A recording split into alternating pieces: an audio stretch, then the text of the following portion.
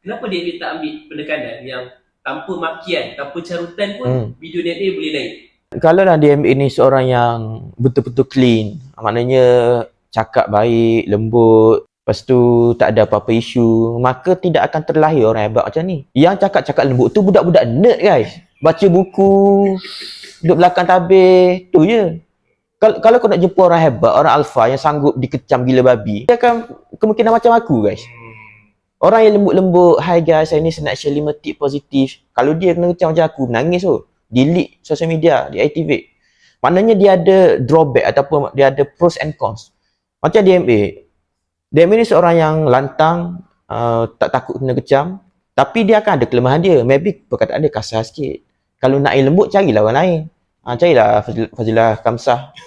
Ada tak bom? Guys, kalau korang stres, assignment banyak, tak sempat nak buat, tapi due date dah dekat, aku ada satu assignment hack yang korang wajib try guys. Korang just contact je assignment ninja. Kerja dia memang berkualiti, trusted and mengikut format universiti guys. So korang pergi dekat account yang aku tag kat bawah.